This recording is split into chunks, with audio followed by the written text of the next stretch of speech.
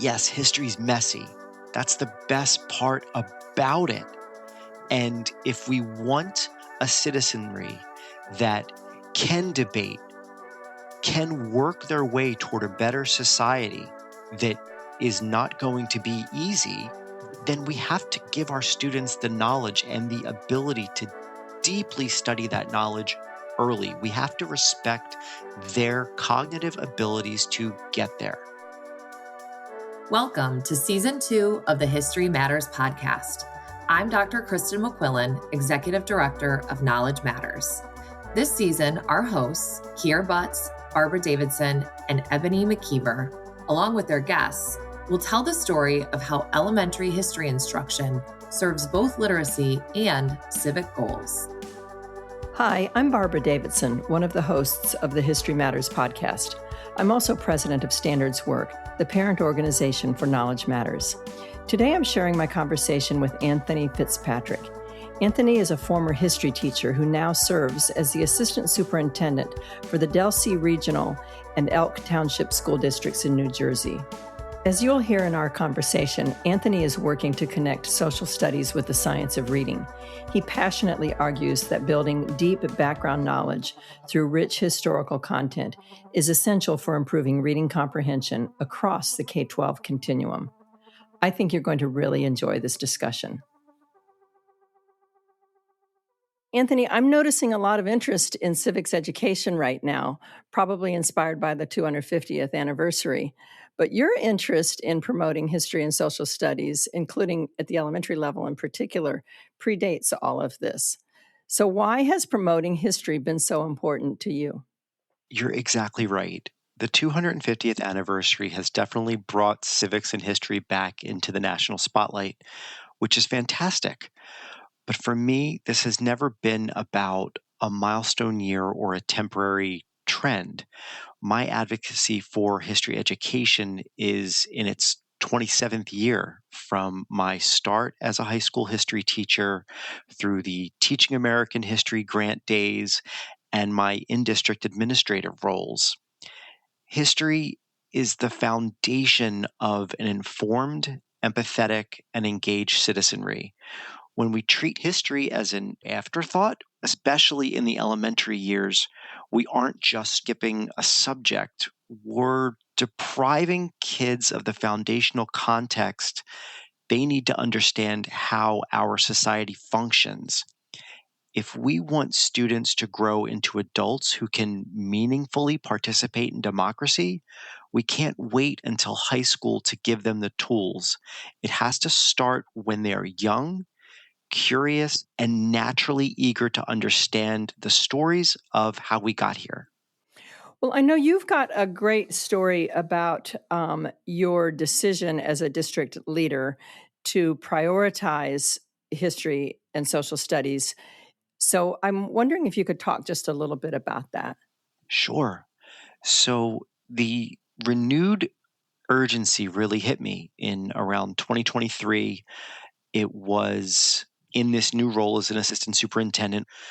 When we rolled out our new ELA curriculum, ARC Core, we locked in a mandatory 120-minute daily literacy block. Now, a lot of people do that, but when we cleaned that block up, it forced us to confront a really hard truth that our unstructured social studies and science time was essentially a ghost in the machine. It was constantly being cut for assemblies, extra test prep. But the real philosophical light bulb went off when I watched our fourth graders spend weeks deeply immersed in our American historical fiction unit, and our sixth graders were exploring Greek and Roman myths. They weren't just practicing isolated reading skills like find the main idea on a random worksheet. They were becoming domain experts. Their vocabulary skyrocketed. Their excitement was palpable. It became crystal clear that background knowledge isn't a luxury or a supplement to reading comprehension. It's the absolute engine driving it. So that's when we made the shift from nice to have to a non-negotiable. And I think it's aligning really well with the conversations that are happening all around us, this convergence of science of reading, cognitive science, learning science, and the realization that knowledge is at the root not just of why we learn things, but how we learn things too. So, you know what I find really interesting about that, Anthony, is that a lot of folks, having come to that conclusion, reached that epiphany, would adopt a knowledge rich ELA curriculum, and good on them for that for sure, but stop there. So I just have to hear you tell that story. And was there ever that moment where you were sort of patting yourselves on the back and saying, this is good enough? No, I don't think we did the pat ourselves on the back and it's good enough. I think what we realized is that the double dose is really what supercharges the learning. We know this in implementation science. We know this when we're giving interventions for students in reading and math. We need to know this with knowledge building as well, that if you have a significant literacy block, that's great. It's a wonderful start. It's more than nothing. But then if you have a dedicated social studies and science block as well, you're getting the double dose you need to cement the knowledge. So I think what our listeners would really appreciate hearing now is knowing a little bit about what teachers are actually doing with that 40 minutes a day that you all have given them to teach social studies. Sure. This is exactly where the rubber meets the road. We didn't just add 40 minutes to the clock to do more of the same. We transform what happened inside those minutes.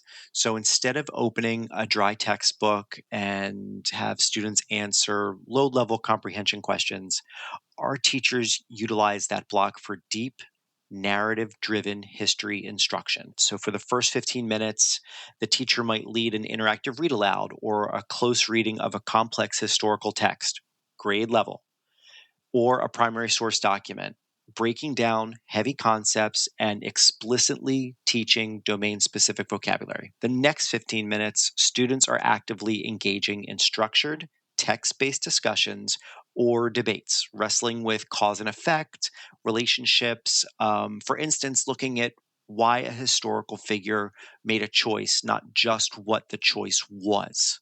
And then in the final 10 minutes, students are processing that learning through a targeted, content rich writing exercise.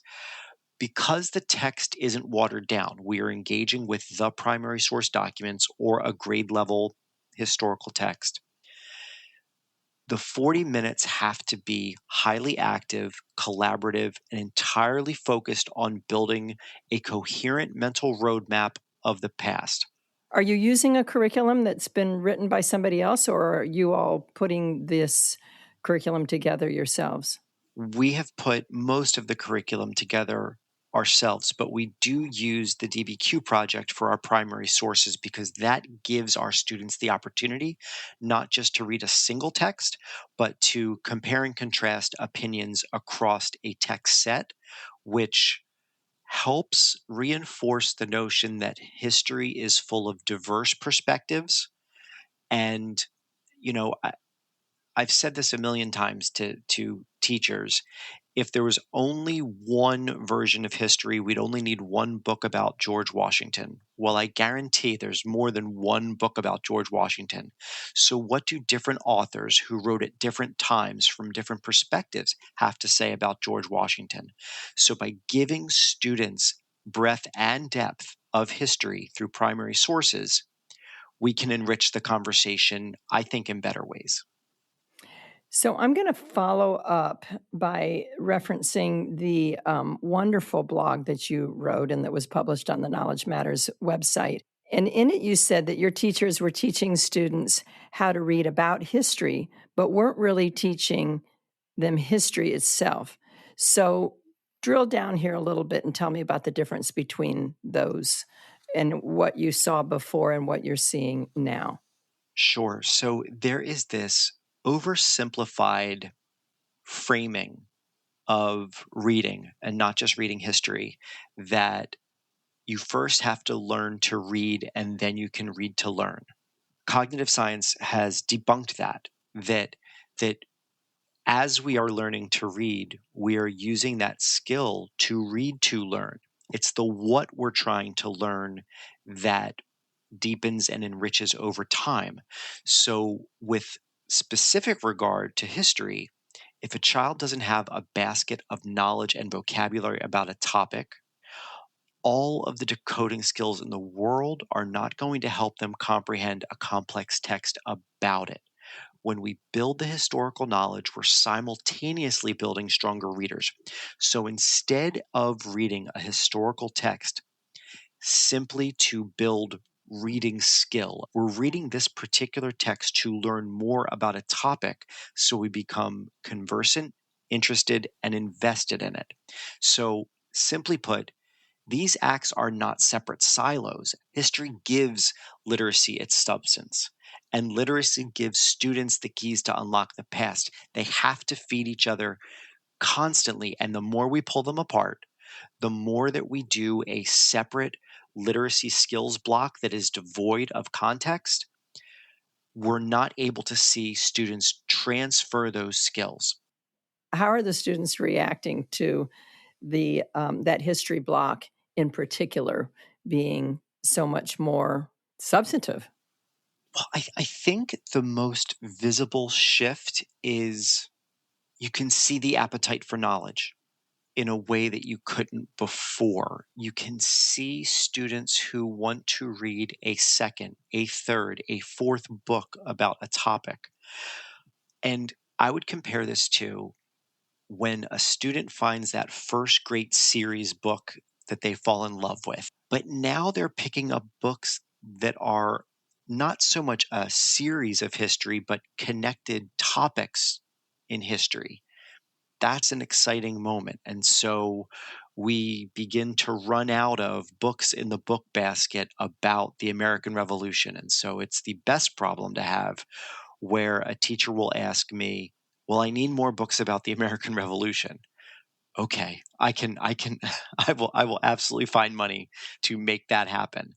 So kids are moving beyond just a fictional series that they love, and they're moving into that nonfiction historical depth and exploring topics with enthusiasm.